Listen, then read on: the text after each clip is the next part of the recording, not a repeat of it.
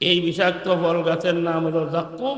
তার চতুর্দিকে থাকবে কাঁটা ও এত বিষাক্ত হবে, এই ফলের সামান্য একটু অংশ যদি দুনিয়াতে ছেড়ে দেওয়া হয়, সারা দুনিয়ার মানুষের জীবন নষ্ট হয়ে যাবে।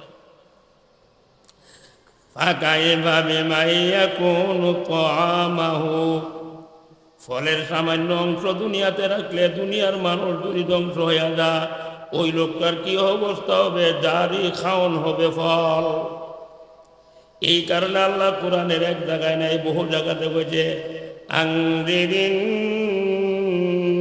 নাস, ও নবী দুনিয়ার মানুষকে জাহান্নামের ভয় দেখাও, দুনিয়ার মানুষকে কবরের ভয় দেখাও, দুনিয়ার মানুষকে হাসরের ভয় দেখাও, দুনিয়ার মানুষকে ফুলসিরাতের ভয় দেখাও, দুনিয়ার মানুষকে হিসাব নিকাশের ভয় প্রদর্শন করো। আমার আল্লাহর এক হিকমত হলো, যেখানে জাহান্নামের বয়ান করে এরপর পরে জান্নাতের বয়ান করে। কারণ কি? শুধু শুধু জাহান্নামের বয়ান করলে মানুষের মন চুটু হয়ে যাবে, মনের মধ্যে কোনো আগ্রহ থাকবে না। সেই কারণে আল্লাহ সাথে সাথে জান্নাতের বয়ান করে। একটা উদাহরণ শুনেন, আমরা যখন আমাদের বাচ্চাদেরকে শাসন করি, আমরা দুই পদ্ধতিতে শাসন করি। একবার শাসন করি ভয় দেখিয়ে, আবার শাসন করি লোভ দেখিয়ে। যেমন আপনি বাড়িতে গেছেন, যাওয়ার পরে দেখেন যে আপনার বাচ্চারা স্কুলে গেছে না, জিগাইলেন তুই স্কুলে গেলে না কেরে? আম্মা আমার আইসক্রিম খাইবার লাগে পয়সা দিছে না, আমি স্কুলে যাবো কেমনে? আপনি জিগাইলেন আইসক্রিম কত? 5 টাকা। আপনি 7,500 টাকা দিয়া দিতেন, এ বইপত্র লইয়া এক দূরে গেছে গা স্কুল। তারা 5 টাকা দিচ্ছেন কেন? এটা একটা শাসন, খুব দেখাইছে। 8-9 দিন পরে আবার আইসা দেখেন যে স্কুলে গেছে না, জিগাইলেন স্কুলে গেলে না কেরে? আমার পয়সা দিছি না। কত লাগবো? 20 টাকা লাগবে। এখন আপনি চিন্তা করে দেখতেছেন, হিদিন চাইছে 5 টাকা, আজকে যে 20 টাকা, এর বলতেছে 100 টাকা, এর টাকা দেন পড়াচ্ছে। তখন আপনি বলতেছেন ফাজুনটা দে। ফাজুন চিনেন তো? এ তোরা কেরা করে ফাজুনটা দে, বাচ্চাদের পুত্র আইসক্রিম খাওয়াই দে। ফাজুনের লাগে দূর মারতে, হেও বই পুত্র উঠতে দূর মারতে করি স্কুল, ওনা টেয়া লাগছে না। প্রথম দিন শাসন করেছেন 5 টাকা দিয়া, পরের দিন শাসন করেছেন বেন্দা দেখায়া। ঠিক না বেঠিক?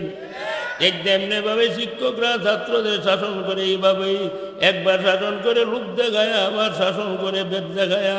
কাজে ছাত্রদের শাসন, ছাত্ররা উস্তাদের শাসন যদি মেনে নেই, এই ছাত্ররা সফল কাম হয়ে যায়, এই ছাত্ররা আলেম হয়ে যায়, এই ছাত্ররা আল্লাহওয়ালা হয়ে যায়।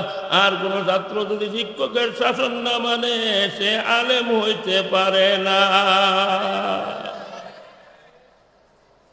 ঠিক না বেশি? আল্লাহ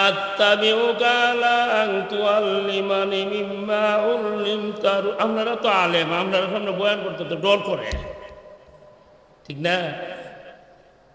মুসা আলাইহিস সালাম খিজির আলাইহিস সালামের কাছে গেছে, গিয়া কইছে হাল আত্তাবিউকা, হে খিজির আমি কি আপনার ইত্তেবা করব এই শর্তে যে আপনি আমাকে কিছু এলেম শিক্ষা দিবেন। আছে না কোরআন শরীফ? এখানে দেখেন ইত্তেবার কথা কইছে আগে, আর এলেম শিক্ষা দেওয়ার কথা কইছে পরে। এর দ্বারা বোঝা গেল প্রত্যেকটি ছাত্রের জন্য ফরজ আগে শিক্ষকের ইত্তেবা করা। যেই ছাত্র শিক্ষকের ইত্তেবা করবে, অনুসরণ করবে, অনুকরণ করবে, সে ওই শিক্ষক থেকে এলেম হাসিল করতে পারবে। ঠিক না বেঠিক? করে কর। আর যদি উস্তাদরে বুঝা আঙুল দেখা, এই ছাত্র জীবনও কামল। খেয়াল করে শুনেন কথাটা। আল্লাহ তাবিউকা লা তুআল্লিমানি মিম্মা উল্লিমতা রুশদা, আমি যে আপনার ইত্তেবা করব এই শর্তে, এটা আল্লাহ হলো শর্তের আল্লাহ, যে আপনি আমাকে কিছু এলেম শিক্ষা দিবেন। সুবহানাল্লাহ, সুবহানাল্লাহ। এখানে ছাত্র যখন উস্তাদের ইত্তেবা করবে তখনই আল্লাহ তাআলা এই ছাত্রকে এলেমের মালিক বানায়। কিতার বাবা কি দিছে? এই কিতা তুই অহটে হাতে অনেক সময় হন্ডি দুষ্টামি করিস না। তোরা দুষ্টামি করলে আমার কথার যে একটা লড় আছে, লড়টা সুচা থাকে। ঠিক নি কথা না? হে যে বছর মারছে, আরে বাচ্চাদের সুন্দর তোরা মানুষ না, এ বলে মানুষ না বলে যে তাক দে, তোর সাথে আর আমার আর কোনো কথা নেই। আল্লাহ আনজিরিন নাস ওয়া বাশশিরিল লাযিনা আমানু। সুবহানাল্লাহ, জোরে কর। আগে বলতে হুজুর মানুষদেরকে জাহান্নামের আগুনের ভয় প্রদর্শন করুন, আর এখন বলতে যে যারা মুমিন এদেরকে সুসংবাদ প্রদান করুন। মুমিনের জন্য কি সুসংবাদ? আন্না লাহুম কাদামা সিদকিন ইনদা রাব্বিহিম, মুমিনদের জন্য রয়েছে তাদের রবের নিকটে সুউচ্চ পদ, মর্যাদা। ঠিক না? এখানে একটা কথা খেয়াল রাখেন যে আপনি মুমিনদেরকে বলুন এদের জন্য উচ্চ উচ্চ পদ আছে তাদের রবের নিকটে। পদ দুই প্রকার, একটা হলো দুনিয়ার পদ, আর একটা হলো আখিরাতের পদ।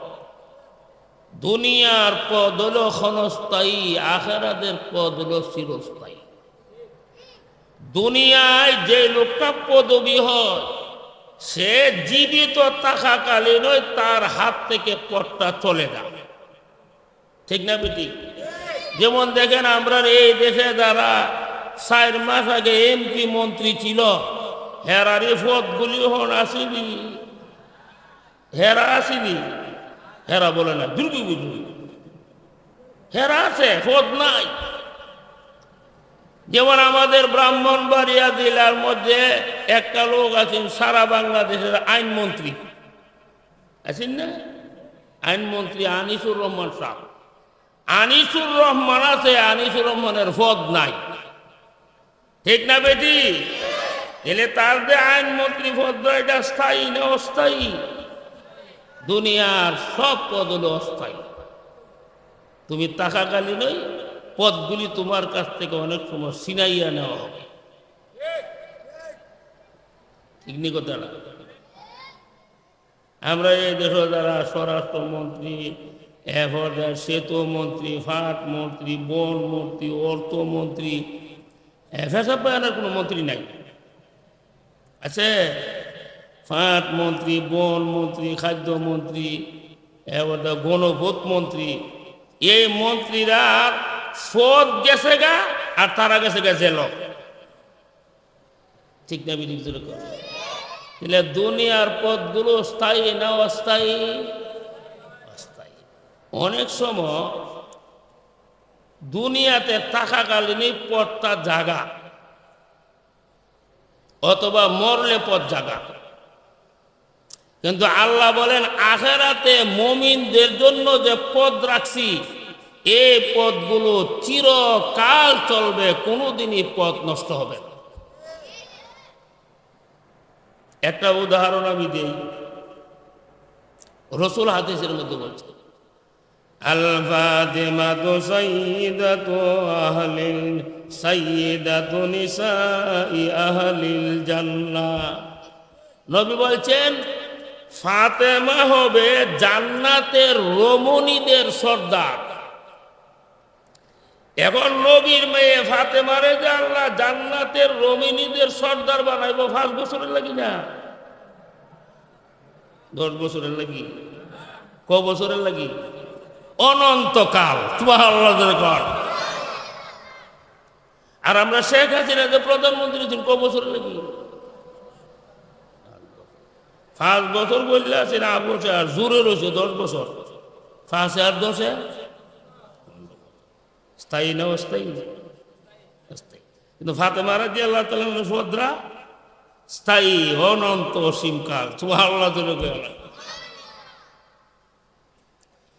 وفاطمة سيدة نساء أهل الجنة আর হাসান হুসাইনের ব্যাপারে নবী বলছে আল হাসান ওয়াল হুসাইন সাইয়্যিদা শাবাবি আহলিল জান্নাহ নবী বলেন আমার 2 নাতি হাসান হুসাইন জান্নাতের যুবকদের সর্দার হবে হাসান হুসাইনকে যে সর্দারিটা দেওয়া হবে জান্নাতে এটা 5 বছরের জন্য নয় 10 বছরের জন্য নয় অনন্ত অসীম কালের জন্য এই পদটা দেওয়া হবে ঠিক না বেদিক জুড়ে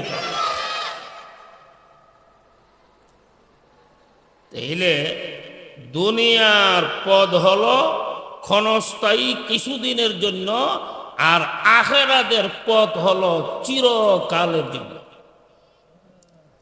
আল্লাহ বলেন নবী আন্না লাহুম কাদামা সিদকিন মুমিনদেরকে জানিয়ে দেন পরকালে তাদের জন্য পদ আছে এগুলো সত্য পদ দুনিয়ার মিশামিশি পদ নয় যারা যে পদ পাবে চিরকাল সেই পদের মধ্যে থাকবে সুবহানাল্লাহ।